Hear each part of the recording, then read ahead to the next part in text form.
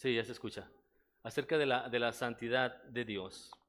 El tema de hoy, hermanos, le puse como título Iniciando en la santidad de Dios. Vamos a hacer una oración. Oremos al Señor. Señor, le adoramos. Gracias le damos, Señor, por la oportunidad que nuevamente nos ha concedido la iglesia de unirse para, como un cuerpo, Señor, adorarle, Señor, en este lugar que usted nos ha designado. Queremos seguir suplicando, Señor, de su Espíritu para que conforme hablemos, Señor, de su palabra, conforme leamos su palabra, Señor, que las ideas queden claras, Señor, por medio de la obra de su Espíritu en nuestras mentes y en nuestro corazón. Hable, por favor, si en nuestras mentes, a nuestras conciencias, y podamos entender de una manera más amplia, o quizá empecemos a entender como este pueblo, Señor, al cual usted le daba estas instrucciones acerca de su santidad. Se lo pedimos en el nombre de Cristo Jesús. Amén. Bien, hermanos, la semana pasada estuvimos viendo, y quiero hacer una pequeña reseña de lo que vimos, porque esto es secuencial. Recuerden que vimos la semana pasada y la antepasada acerca de el suceso con Nadab y Abiú, de tal manera que esto quedó muy claro para Aarón y sus dos hijos que le restaban acerca de la santidad de Dios, que ellos no tenían todavía muy bien definida o muy bien conocida. Pero con esta situación que les sucedió, ellos quedaron claros que Dios era un Dios santo, pero no así el pueblo. El pueblo sí estaba consternado, el pueblo estaba asombrado por lo que había sucedido con los hijos de Aarón, el líder espiritual. Mas el pueblo también necesitaba conocer la santidad de Dios. Y el Señor empieza con cuestiones sencillas. Y si se van a dar cuenta, hermanos, son cuestiones cotidianas en las cuales uno tiene que ejercitar, practicar la santidad en su vida. La vez anterior vimos acerca de la comida, ¿recuerdan? ¿Qué era lo que tenían que comer y no comer? Eran cuestiones comunes, cuestiones que estaban ahí a la mano. Noten, hermanos, que el Señor no los mandó a un curso, no los mandó a un instituto, no los mandó a un seminario a estudiar o a conocer la santidad de Dios. No, Él usó simplemente la vida cotidiana de ellos en el comer. ¿Cómo voy a descubrir yo en el comer la santidad de Dios? Pues el Señor da instrucciones. Como decía la vez pasada, Él era el ABC, eran cosas sencillas para distinguir entre lo que le agrada a Dios y lo que no le agrada a Dios, para distinguir cómo puedo estar delante de la presencia de Dios o no. Ese era el punto, ese era el asunto. Porque cuando las personas de una manera u otra, hablando con la comida, y como más adelante vamos a ver con estas más situaciones personales o sociales de contacto entre las personas, cuando una persona se declaraba inmundo, era inmundo ceremonialmente. ¿Qué significaba esto? Que no podía participar, no podía acercarse al tabernáculo. ¿Y qué significa esto? El no poder acercar al tabernáculo significaba que no podía estar en la presencia de Dios. Porque ¿qué era lo que contenía el tabernáculo? ¿Recuerdan? La presencia de Dios. ¿No se acuerdan que un fuego del cielo descendió y encendió el holocausto? Simbolizando todo esto, que allí estaba la presencia de Dios. Entonces una persona que era inmunda, una persona no podía acercarse al tabernáculo. Por lo tanto, no podía acercarse a Dios. Tenía que pasar por un proceso de purificación, de limpieza y además de eso, ofrecer unos holocaustos para estar en la presencia de Dios. Entonces, eso es lo que vimos la semana pasada. Pero es solamente el inicio con la comida. Ahora vamos a ver cómo el Señor no solamente utiliza este aspecto común del ser humano para conocer la santidad de Dios por medio del alimento, sino también en el roce personal con los demás. En el roce personal con los demás, en nuestra vida cotidiana. O sea que el Señor quería que en cualquier aspecto de nuestra vida, en comunidad, practicáramos a ser santos. Ese es el punto. En cosas que están aquí a la mano, en cosas aquí prácticas, conocer la santidad de Dios, practicar la santidad de Dios, ser santos como Él es santo. Y quiero que vayamos, hermanos, por favor, al capítulo número 12 de Levítico. Capítulo número 12 de Levítico.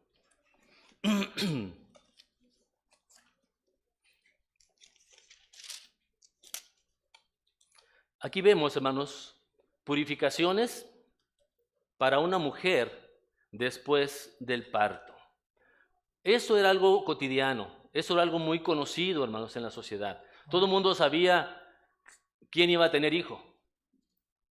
Pero el Señor empieza a utilizar esta situación natural para que a través de ello ellos también empiecen a conocer la santidad de Dios.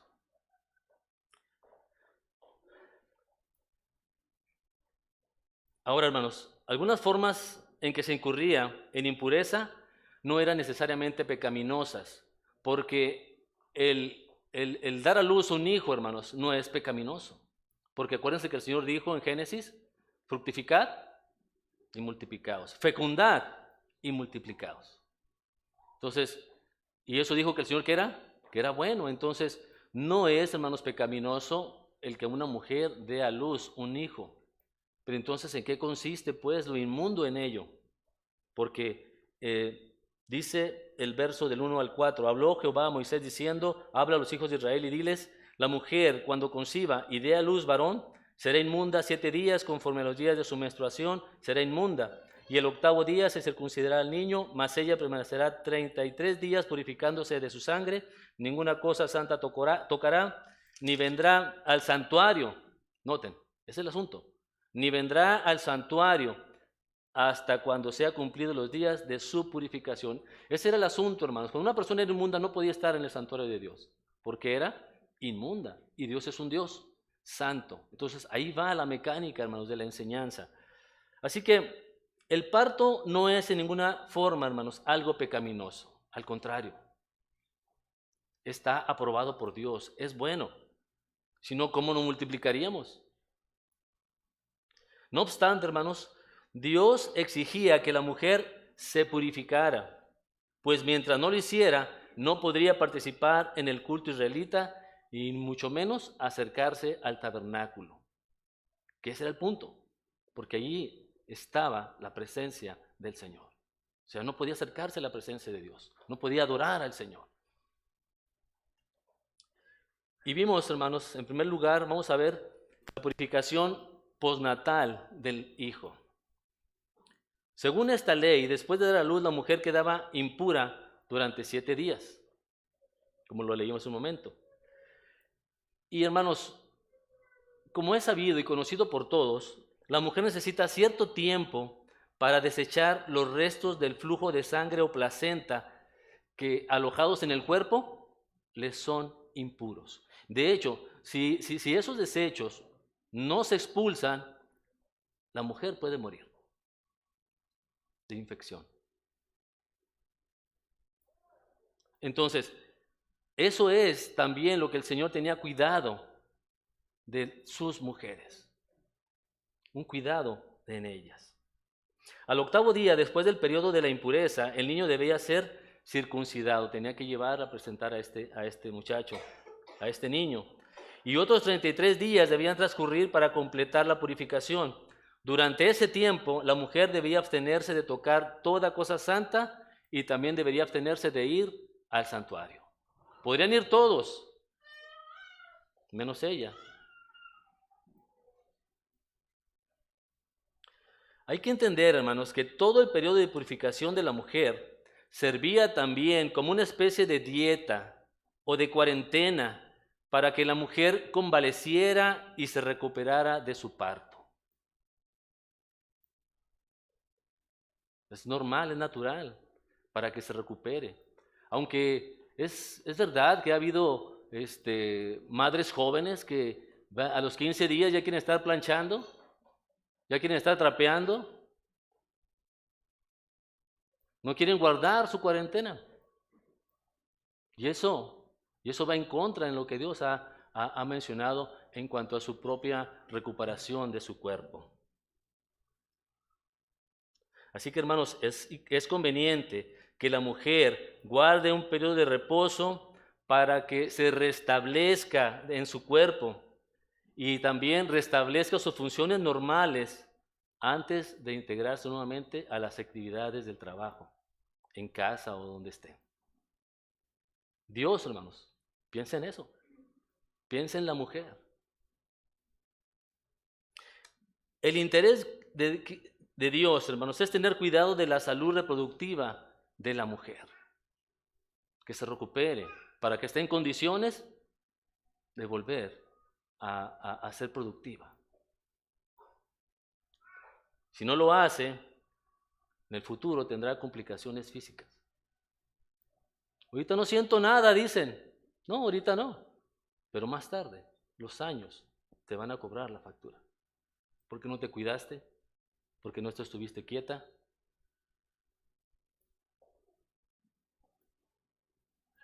Ahora veamos, hermanos, qué nos dice acerca de la purificación postnatal, pero ahora de una hija.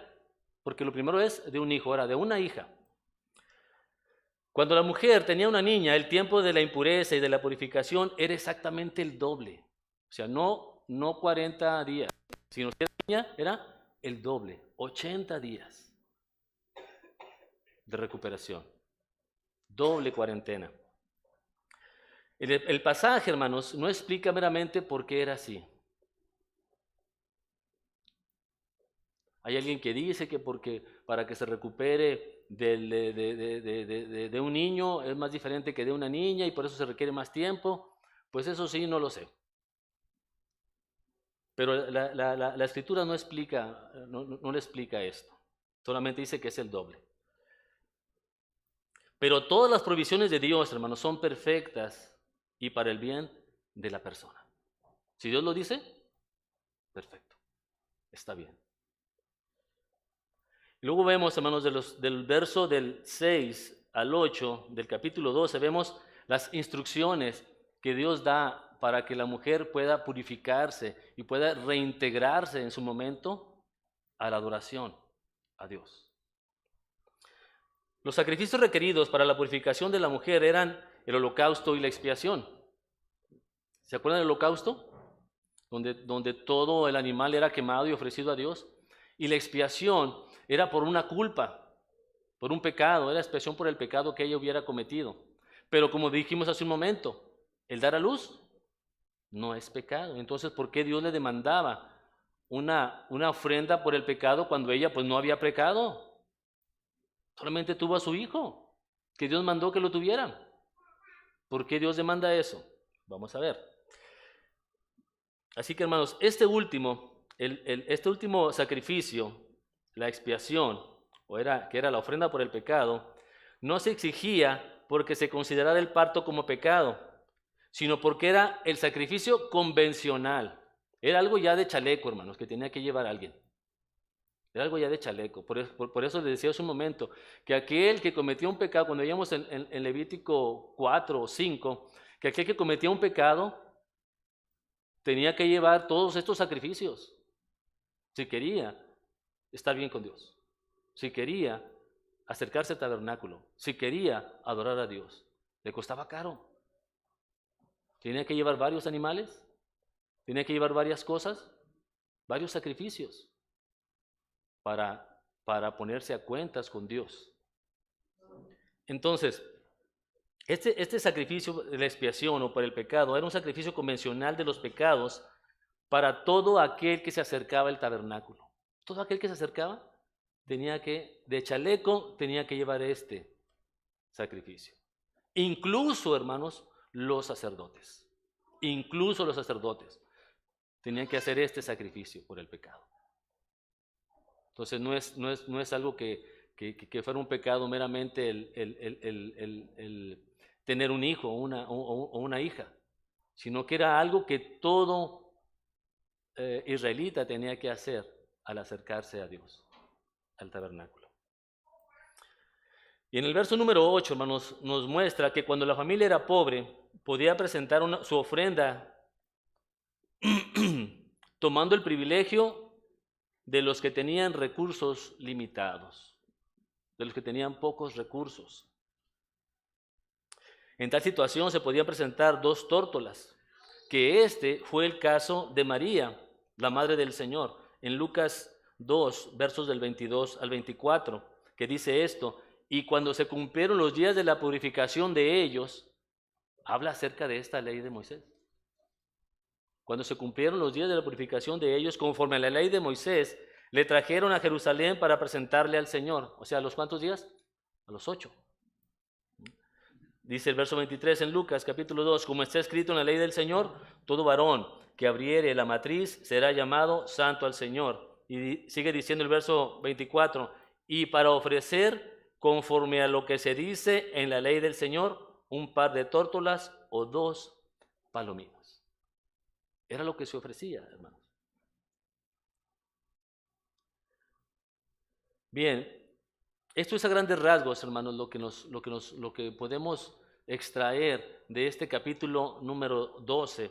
Ahora creo que pasemos al capítulo 13 y al 14, hermanos.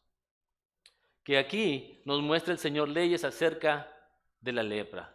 Y quiero nuevamente recordarles que en la sociedad había este tipo de situaciones comunes que se conocían. ¿Había enfermos en el pueblo de Israel? Sí, sí había. Sí había. Era también algo común, algo normal. Así como hay enfermos aquí, hay enfermos allá y siempre va a haber enfermos. Pues también había esta situación. Así que de tal manera, hermanos, que en el capítulo 13 y 14 nos habla acerca de este aspecto, de este tipo de enfermedades cutáneas o de la piel. Otra forma de impureza era la lepra. La lepra o el mal de Hansen, ese que nosotros conocemos o que hemos visto en películas o en documentales, no es la enfermedad cutánea que se trata en estos capítulos. No es esa, meramente. Porque hay diferencias, hay variedad de infecciones en la piel, la cual se menciona en este capítulo. Más bien, abarca una gran variedad de enfermedades o erupciones de la piel, las cuales Dios le dice a los sacerdotes, a Moisés y a los sacerdotes, que tengan cuidado. ¿Por qué? Porque es su pueblo. Y por una enfermedad, esa enfermedad no vaya a acabar con todo el pueblo. Y al final Dios se queda sin pueblo. La lepra, hermanos, era más que un padecimiento. Era más que eso. Porque la lepra era un estigma social que excluía a los que padecían de la convivencia normal con el resto de la población. Si alguien tenía lepra, de la que sea, menor o alta o la que sea, era excluido de la comunión con los demás, de su familia, de sus familiares, familia directa, de sus familiares, de sus labores, de su trabajo, de toda la sociedad. Por eso era algo más grave eso, hermanos, que la misma enfermedad.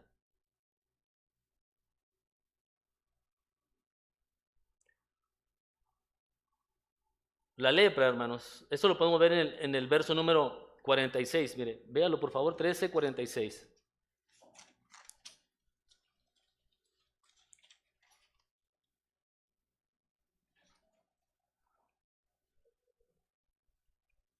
Dice, y cualquiera que entrara en aquella casa durante los días en que la mandó cerrar será inmundo hasta la noche.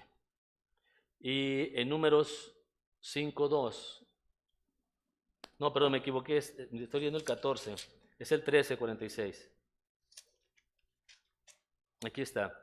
Todo el tiempo que la llaga estuviere en él será inmundo, estará impuro y habitará solo fuera del campamento, allá será su morada. No esposa, no hijos, no trabajo, no animales que cuidar. no trabajos que realizar, allá solo. Eso también lo vemos en Números 5:2. Pero también, hermanos, por otro lado, se consideraba la lepra como una maldición divina o un símbolo de pecado o rebeldía contra Dios. Mira, vayan por favor a Números 12 del 9 al 14. Números 12 del 9 al 14. Estamos en un punto un poquito más atrás de la historia de Israel, cuando María, la hermana de Moisés, y Aarón empiezan a hablar en contra de Moisés y le dicen, le echan en cara, le reprochan, es que Moisés, tú tienes una mujer que no es de nuestro pueblo, tú tienes una mujer del pueblo de Cus, una cusita. ¿Sí recuerdan quién era ella? Séfora, ¿verdad? ¿La hija de quién? De Jetro. Ya se están acordando, ¿verdad? Más o menos cómo estamos ubicados. Bien, entonces, ella era una mujer cusita, era de otro pueblo. ¿No recuerdan que Moisés salió huyendo de ahí de Egipto? Que lo querían matar. Y fue y dio ahí a un pueblo extraño, pero que Dios usó para prepararlo para su ministerio, su trabajo de sacar el pueblo de Egipto. Pero bueno, estamos en el punto en el que empezaron ellos a hablar. Oye, tú tienes una mujer que no debe ser tu esposa. Debes de tener otra mujer de la de nosotros. Y vean el desenlace de eso. Dios se molestó, hermanos, porque sus hermanos hablaran de Moisés. Entonces la ira de Jehová se encendió contra ellos y se fue. Y la nube se apartó del tabernáculo, y he aquí que María estaba leprosa como la nieve. Y miró a Aarón a María, y he aquí que estaba leprosa, porque María fue la que incitó todo esto. La cuñada. Entonces Moisés clamó a Jehová diciendo, te ruego Dios que la sanes ahora. Ten compasión de ella, es mi hermana. Se le soltó la boca. Se le soltó la boca a mi hermana, perdónala. No vio bien las cosas. Y vean lo que le dice el Señor. Respondió Jehová a Moisés, pues si su padre hubiera escupido en su rostro, ¿no se avergonzaría por 7 días? Era una costumbre de aquella ocasión, que si un padre de familia, un padre en aquel tiempo escupía a su hija se avergonzaría por 7 días, por algo malo que hizo, por algo feo que hizo. Pues así hizo Dios con María. Por 7 días estuvo con lepra. Vean lo que sigue diciendo. Sea echada fuera del campamento. Todavía ni siquiera daba las instrucciones, hermanos. Apenas está dando acá más adelante en Levítico. Cuando el Señor ya está estableciendo esto para que vayan de manera secuencial. Dice, sea echada fuera del campamento por 7 días y después volverá a la congregación. Por andar de boca floja con el siervo del Señor. Otro más. Segunda de Crónicas, 26:12. Segunda de Crónicas 26:16 al 20. Aquí, hermanos, está hablando acerca de este rey Usías, que Dios lo fortaleció, que Dios lo levantó, y dice el verso número 16 de 2 Crónicas 26, mas cuando ya era fuerte, o sea, el del rey Usías, dice, su corazón se enalteció para su ruina, porque se rebeló contra Jehová su Dios. ¿De qué manera? ¿Cómo se rebeló? ¿Qué hizo? Entrando en el templo de Jehová para quemar incienso en el altar de incienso. O sea, quiso hacer lo mismo que hicieron Nadab y Abiú, ¿recuerdan? Algo que solamente le correspondía al sumo sacerdote. Pero él lo quiso hacer. Y entró tras él Azarías, y con él 80 sacerdotes de Jehová varones valientes. Híjole, es el rey. Nomás dice y nos mata a todos. Pues no le hace que nos mate. Vamos los 80. Todos juntos. Vamos a decirle que lo que está haciendo está mal.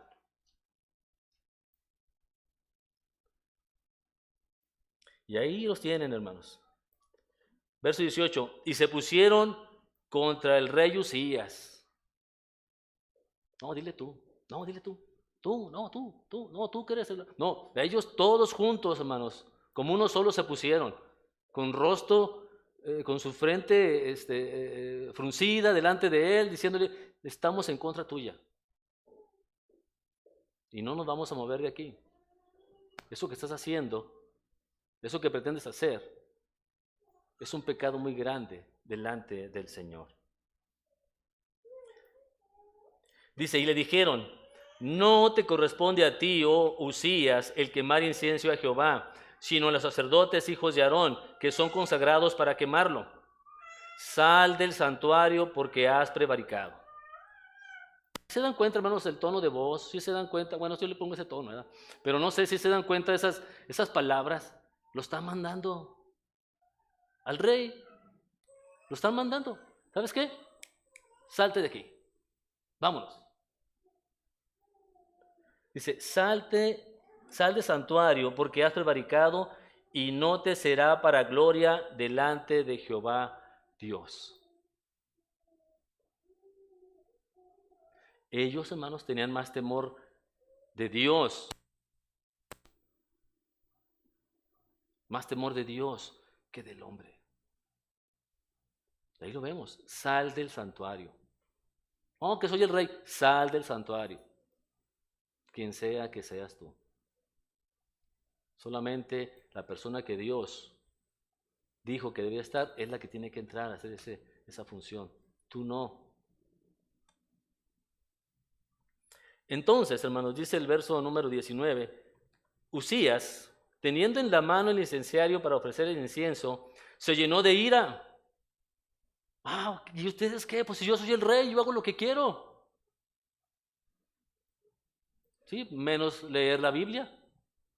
Si la leyera, se da cuenta que ahí él no debería estar haciendo eso.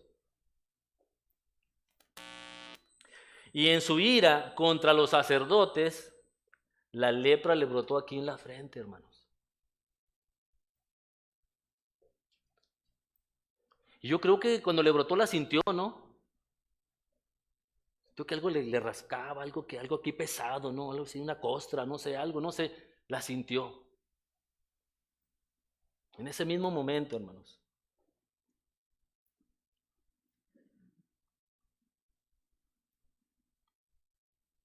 Dice, delante de los sacerdotes de la casa de Jehová, junto al altar de incienso.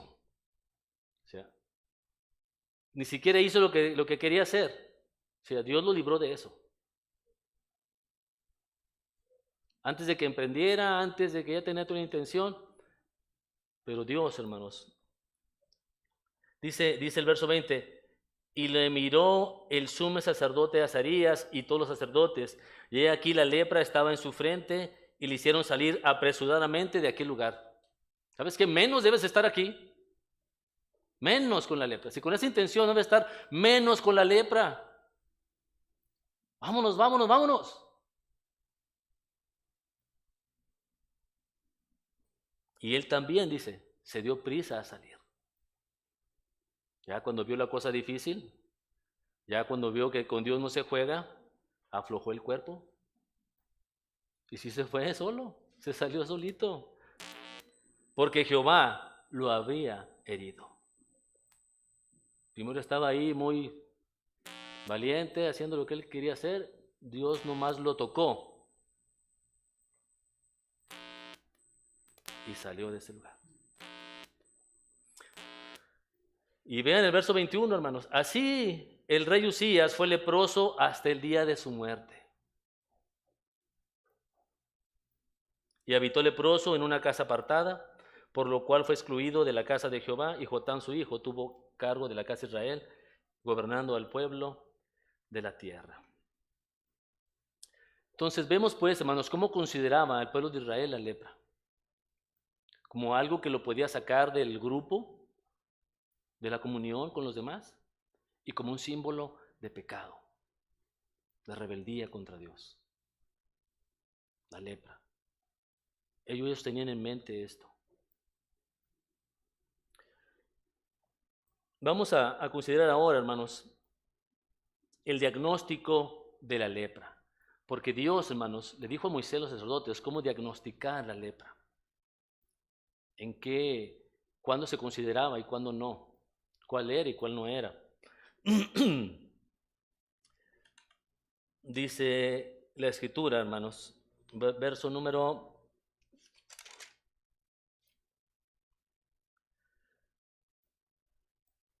2. Dice, y habló Jehová a Moisés y a Aarón diciendo, cuando el hombre tuviere en la piel de su cuerpo hinchazón, erupción o mancha blanca, y hubiere en la piel de su cuerpo como llaga de lepra, será traído a Aarón el sacerdote o a uno de los hijos de los sacerdotes, y el sacerdote mirará la llaga en la piel del cuerpo. Si el pelo en la llaga se ha vuelto blanco y pareciere la llaga más profunda en la piel que la carne, llaga de lepra es, y el sacerdote le reconocerá y le declarará inmundo. Si se dan cuenta, hermanos, son varios diagnósticos, varios tipos de erupciones en la piel en la cual se podía identificar. ¿Y quién enseñó esto? El Señor se los enseñó a ellos, a identificarlos. Ellos no sabían, eran sacerdotes, ¿qué van a saber? No sabían nada de medicina, no sabían nada de esas situaciones. Pero el Señor los enseñó. Así que, hermanos, el sacerdote determinaba la diferencia de las erupciones en la piel de la persona afectada.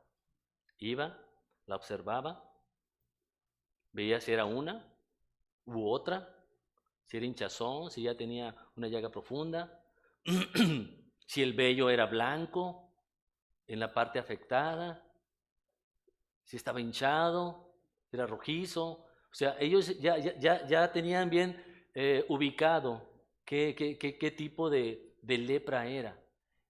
Aunque para ellos, hermanos, clasifican la lepra en estas particularidades de la piel.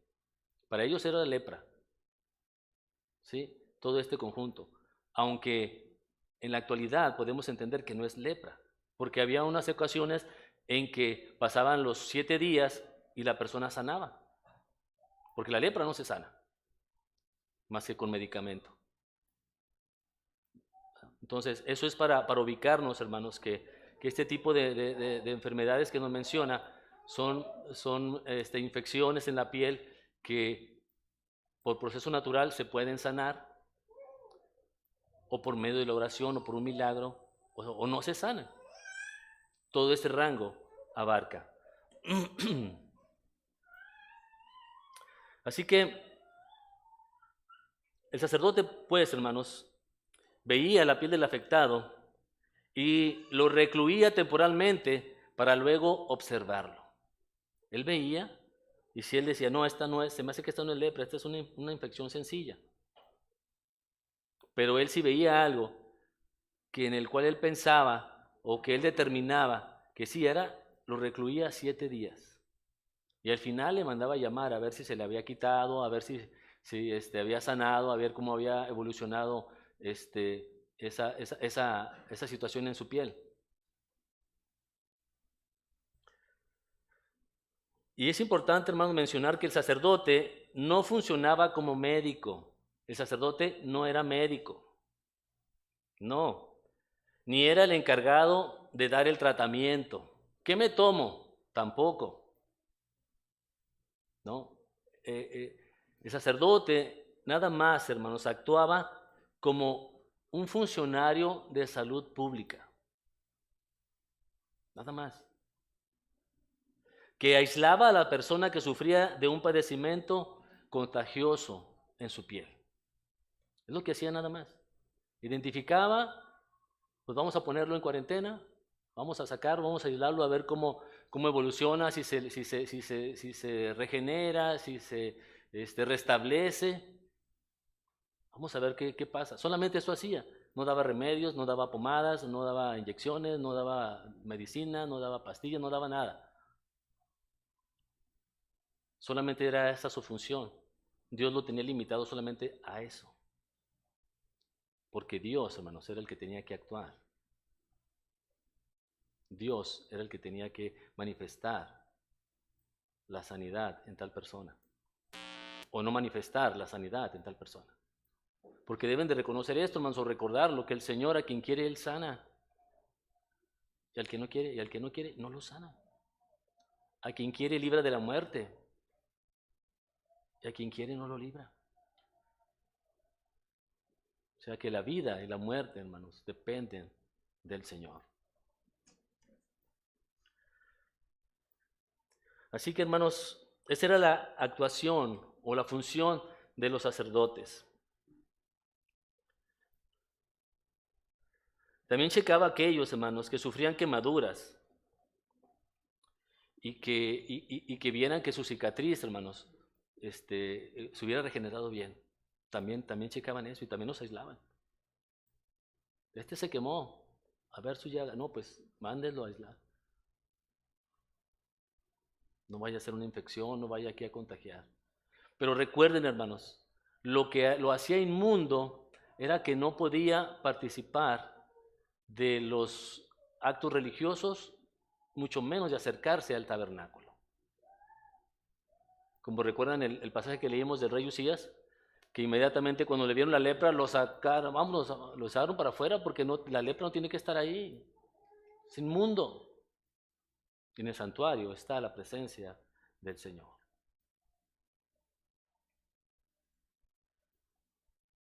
Consideremos ahora, hermanos, la condición del leproso, o sea, la persona, o sea, yo soy un leproso, yo. Una situación muy penosa para el enfermo de lepra, hermanos, era que tenía que pregonar su padecimiento para que nadie lo tocara e impedir que se contaminara.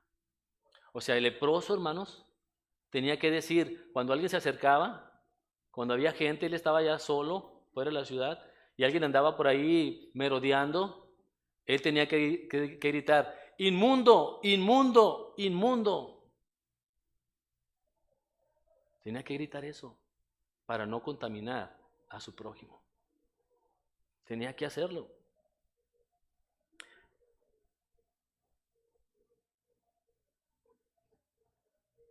Y también, hermanos, lo penoso, hermanos, era que no podía mantenerse dentro del campamento. Tenía que salir todo el tiempo que durara su enfermedad. Todo el tiempo tenía que estar fuera. Si era de por vida, como en el caso del rey que vimos, hasta la muerte.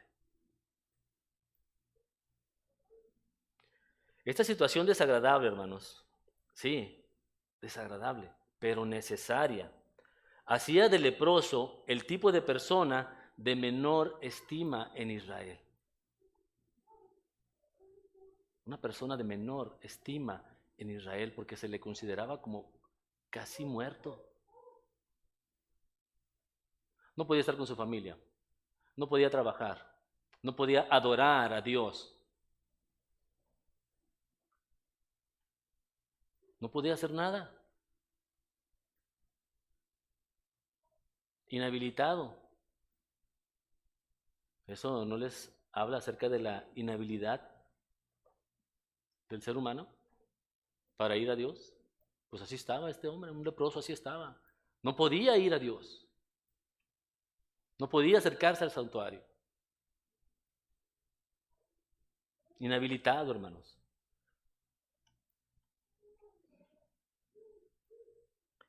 Como la lepra, hermanos.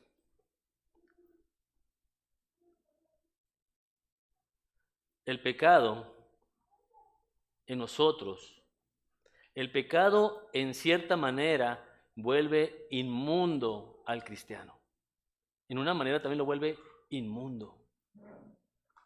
Porque no podemos acercarnos a Dios libremente, a adorar, con libertad, con fuerza, con anhelo. Porque hay inmundicia. con deseo, con fervor. Así como la lepra, hermanos, inhabilitaba a aquellos hombres, así también el pecado, hermanos, muchas veces nos inhabilita para ser enteros para Dios, para estar enteros para Dios, para ofrecer con entereza nuestra adoración, nuestra devoción. Debemos reconocer que ha habido ocasiones en que entregamos una fracción de eso y no todo. La Escritura, hermanos, nos exhorta a no mancharnos con el pecado. No mancharnos con el pecado. Dice 2 Corintios 6:17, por lo cual salid de en medio de ellos y apartaos, dice el Señor, y no toquéis lo inmundo, y yo los recibiré. También la Escritura nos manda, hermanos, o nos exhorta a limpiarnos de la malicia y de todo aquello que afecte nuestra vida espiritual. Dice 1 Corintios 5, versos del 7 al 8, limpiaos pues de la vieja levadura, para que seáis nueva masa, está hablando en sentido figurado, sin levadura como sois, porque nuestra Pascua, que es Cristo, ya fue sacrificada por nosotros. Así que celebremos la fiesta, no con la vieja levadura, ni con la levadura de malicia y de maldad, sino con panes sin levadura de sinceridad y de verdad. Entonces la palabra de Dios, hermanos, exhorta a nosotros a también apartarnos, hermanos, de cualquier inmundicia,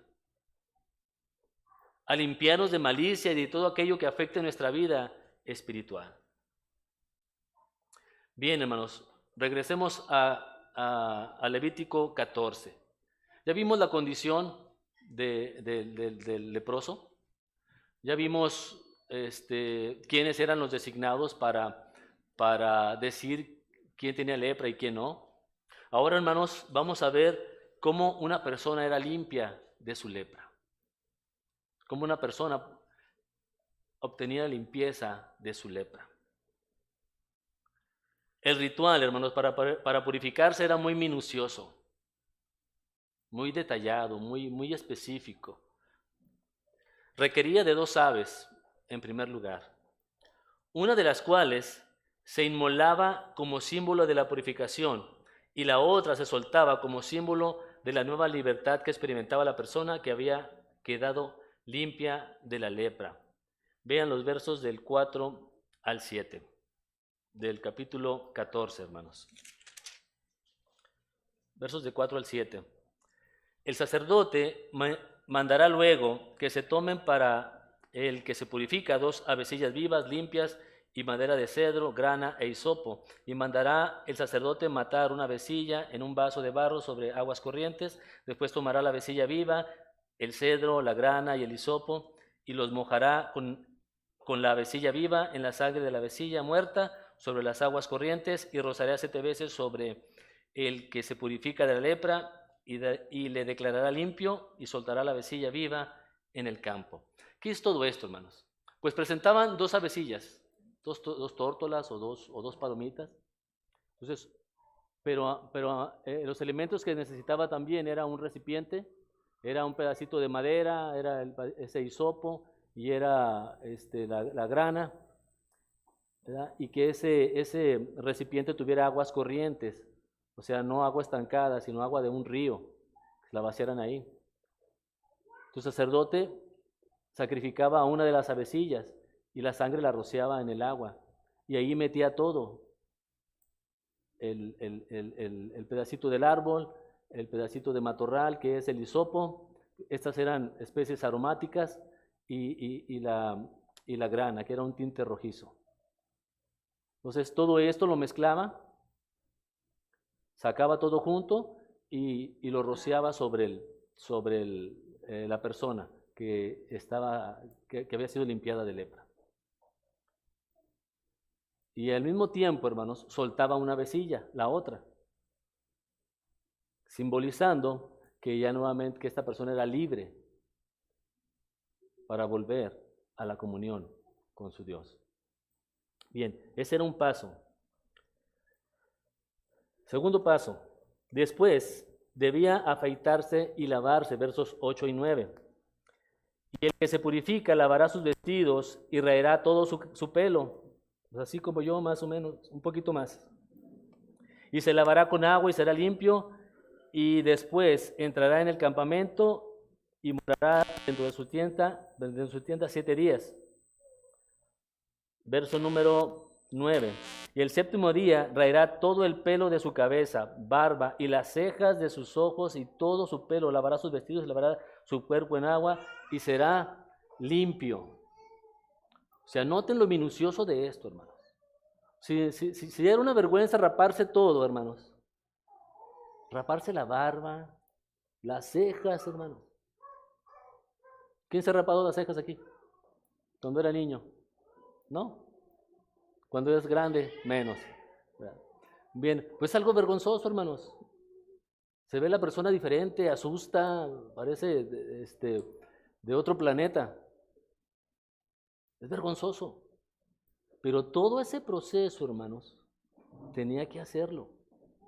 Pasar esa vergüenza si quería realmente restablecer su relación con Dios, adorar a Dios en el tabernáculo. Hermanos, pues ¿quién no lo haría, hermanos, si ya se consideraba muerto? ¿Quién no lo haría? No me interesa, me quito hasta las cejas, los bigotes, hasta las orejas si quieres. Pero estoy vivo con la oportunidad de adorar a mi Dios.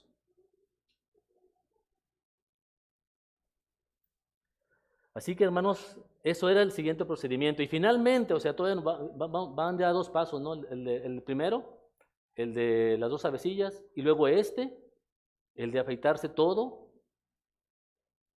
y luego este último. Finalmente, era responsable de presentar una ofrenda expiatoria por la culpa, un holocausto y una oblación. O sea, tiene que hacer 3 sacrificios. Está caro. Está caro. Conseguir animales para una cosa, animales para otra, animales para otra. Pero el que quiere tener una relación sana con Dios, lo hará.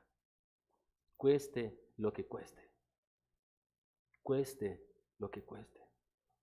Porque su corazón le lleva a adorar a Dios. Es algo tan fuerte que no importa lo que cueste. Mi relación con Dios es más importante que las chivas, que los borregos, que las palomas, que todo.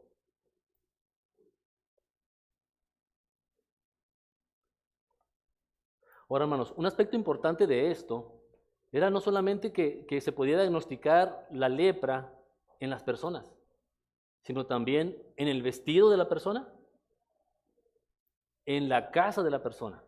En una casa se podía diagnosticar lepra. Pero esa lepra, hermanos, no es como la que mencionaba hace un momento, la que conocemos comúnmente. No es, por eso se puede diagnosticar ahí, porque la lepra esa es solamente en tejidos humanos. ¿En una casa tiene tejidos humanos? No. Sin embargo, había una clasificación de un tipo de lepra que vamos a ver en un momento más. Era algo parecido, hermanos, como una plaga. Ven el verso número 35.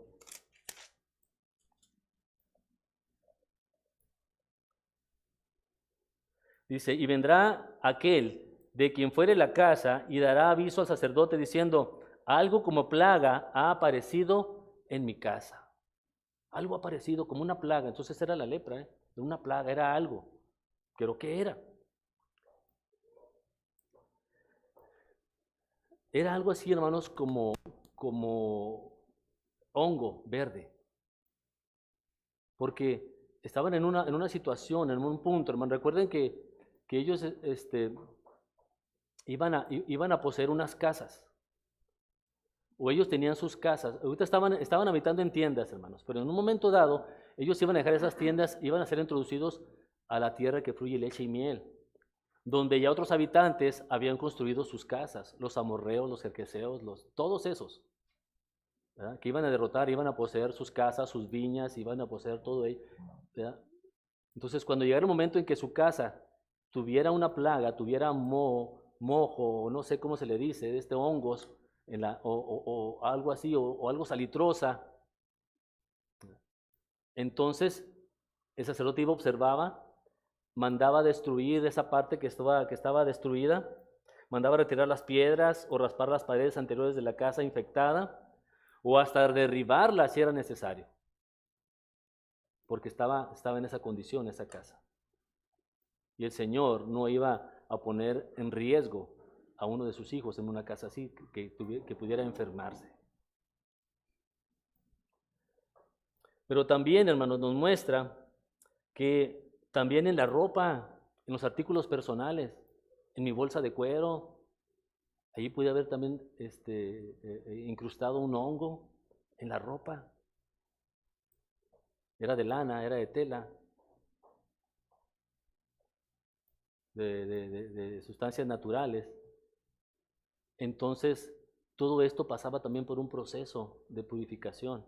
Y si no se le quitaba, tal pieza era quemada, completa. O si no, se le recortaba la parte que estaba dañada, se quemaba y la otra se conservaba. Obviamente después de un proceso de purificación, de limpieza, de lavado. Pero hasta esos puntos, hermanos, alcanzaba la enseñanza para que conocieran la santidad de Dios. Y noten, cosas comunes, la comida, el nacer un hijo, la casa, la ropa, cosas comunes. Ahora, ¿por qué la ropa? Recuerdan que hay un pasaje que dice que en todo el transcurso en que ellos anduvieron por el desierto, la ropa no se les desgastó, ni el calzado. Ahí no había tiendas ni supermercados como aquí, hermanos, en el desierto. ¿Dónde vas a encontrar? Para comprarte una prenda nueva, para comprarte unos zapatos nuevos. Allí no, ellos usaban lo que tenían. Ahora tampoco había una situación que hubiera mucha agua. Tú llegas a tu casa, le abres y sale tu agua si quieres, y si quieres te bañas, te lavas la cara, allí está el agua disponible. Pero ellos no tenían esa situación. Es por esa situación de que duraban mucho tiempo con la misma ropa puesta. Bueno, por algunos no hay diferencia, ¿verdad? Yo sé que ojalá que no sea así. Duran con la misma ropa quién sabe cuánto tiempo y luego la sacan del bote de la ropa sucia y todavía se la ponen. Pero en aquel tiempo, hermanos, no había, ellos tenían su prenda, o dos quizá nada más.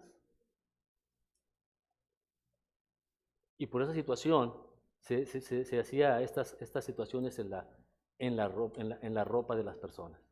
Por eso menciona también esto el Señor. Fíjese hasta dónde va el Señor. Detalle, cosas cotidianas, cosas que te suceden, cosas que pasan, cosas que se ven. De tal manera, hermanos, que todas estas cosas cotidianas nos enseña cuán importante es para Dios la pureza y la higiene de su pueblo, ya que toma en cuenta incluso el mantenimiento de las propiedades. Si voy a tu casa ahorita, ¿cómo está?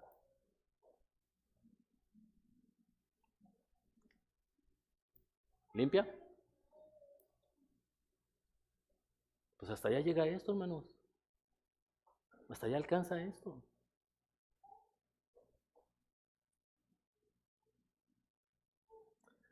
Cuanto más importante, hermanos, para nosotros los cristianos es mantenernos la pureza en nuestra vida física y espiritual. Esa era lo que el Señor quería enseñarles con todas estas leyes de pureza. Esto era, hermanos.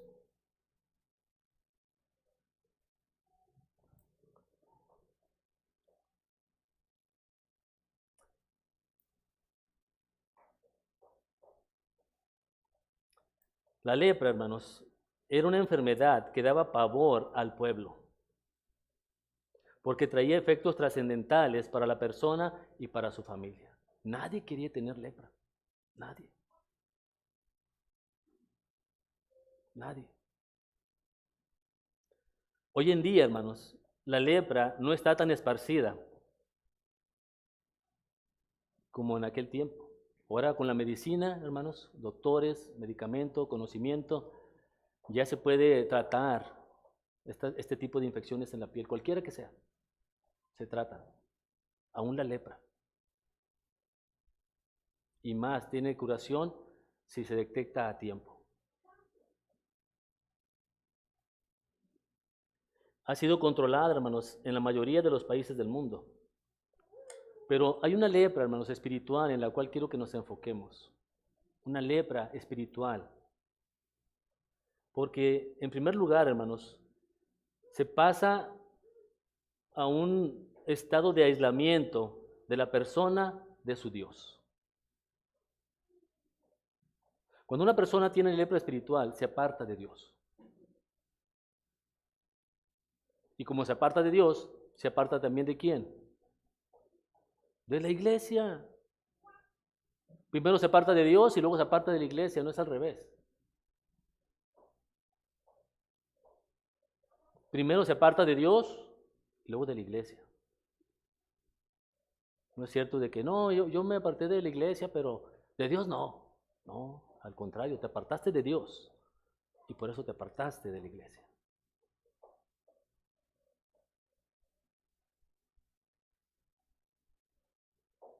Segundo paso, hermanos, es el diagnóstico.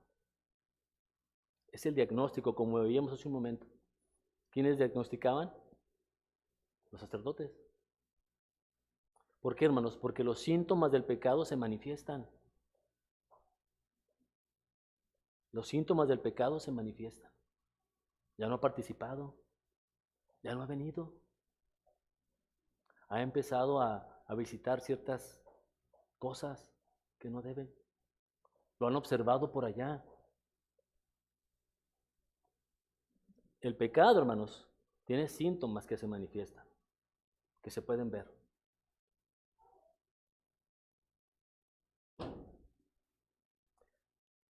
Y luego, hermanos, el paso de la confesión. ¿No leímos ese pasaje, hermanos, donde el leproso, cuando estaba afuera y salía alguien del pueblo por ahí cerca de él, gritaba eso? ¿No lo leímos?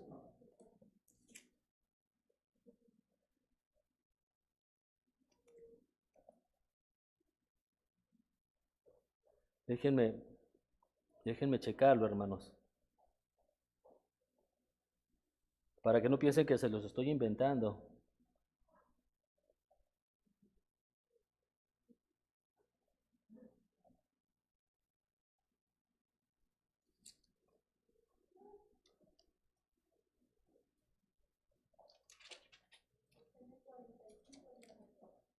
Del capítulo 13.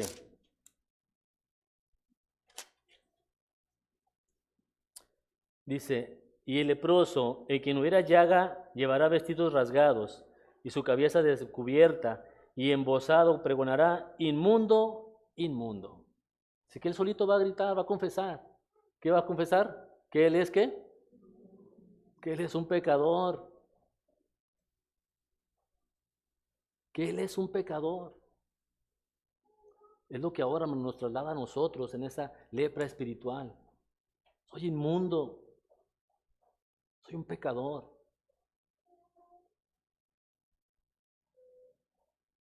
La persona, hermanos, tiene que pasar por esta confesión. Soy inmundo, soy pecador. La persona tiene que admitir que es inmunda por el pecado. Y luego sigue el paso de la investigación. Para aquellos que no les gusta ser investigados. Ay, ¿por qué me pregunta tantas cosas al hermano? Ya le dije que ya. No, es un proceso de investigación, hermanos. Y si no, otros 7 días. Y si no, otros 7 días. Debemos estar seguros. Somos responsables. El sacerdote examina a la persona para determinar su condición. Si el pecado desapareció, si la lepra desapareció o aún persiste allí. Nosotros, otros 40 días, otra semanita en observación, otro periodo. Y luego es el paso, hermanos, de la purificación. Lo vimos hace un tiempo, hace un momento, perdón. Con el de las palomitas, con el de lavado de su cuerpo, de sus vestidos.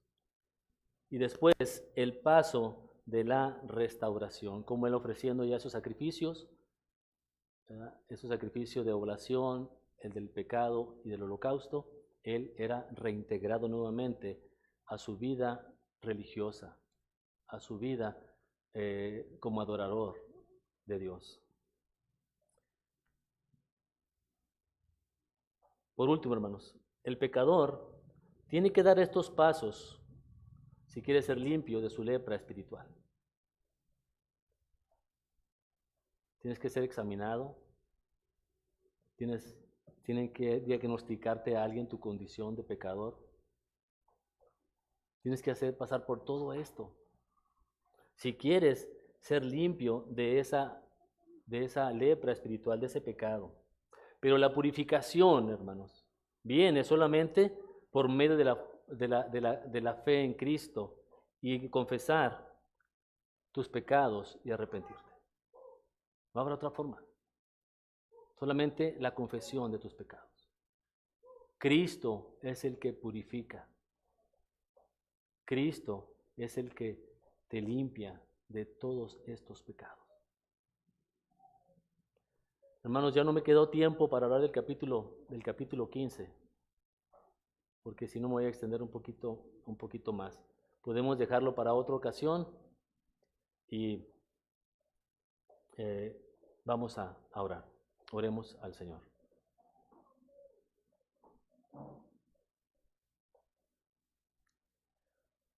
Señor, le agradecemos por su palabra. Gracias, Señor, por su Hijo Jesucristo, nuestro Salvador, nuestro Redentor. Aquel, Señor, que purifica, Señor, nuestras almas. Aquel que limpia, Señor, como con un torrente toda nuestra maldad.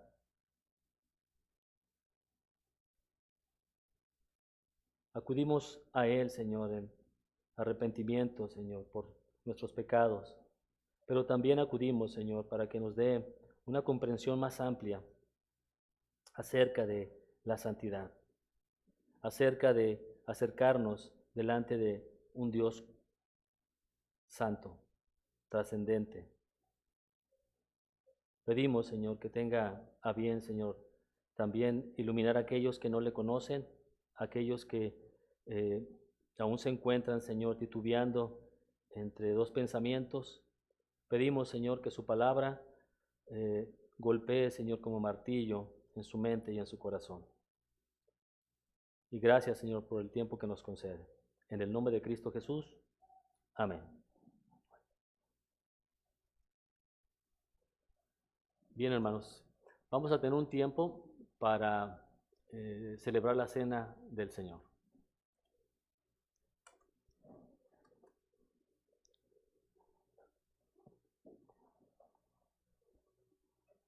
Vamos a orar.